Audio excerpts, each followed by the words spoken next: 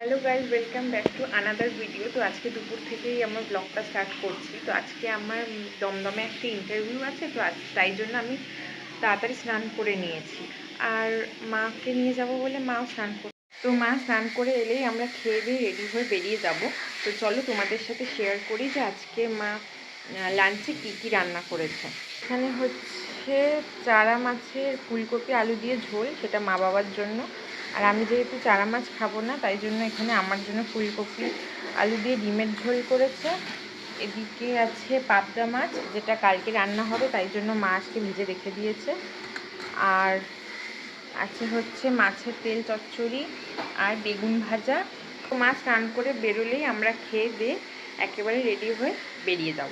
তো খাওয়া দাওয়া করে আমি আর মা বেরিয়ে পড়েছিলাম। বেরিয়ে একটা অটো ধরেছি ফার্স্টে টালিগঞ্জ যাব বলে, কারণ আমাদের এখান থেকে ডিরেক্ট দমদম যাওয়া যায় না। তো অটো ধরে ফার্স্টে টালিগঞ্জ মেট্রো স্টেশন পৌঁছাতে হবে, তারপর সেখান থেকে টিকিট কেটে মেট্রো ধরে দমদম। তো আমরা টিকিট কেটে নিয়েছিলাম, আর সঙ্গে সঙ্গেই মেট্রো দিয়ে দিয়েছিল। আর মেট্রোটা প্রচণ্ড মানে ফাঁকাই ছিল বলতে গেলে। আর যেহেতু আমি 2:30-3টের সময় বেরিয়েছিলাম, 3টে নাগাদ মেট্রো ধরেছি, ওই জন্য অত ফাঁকা ছিল।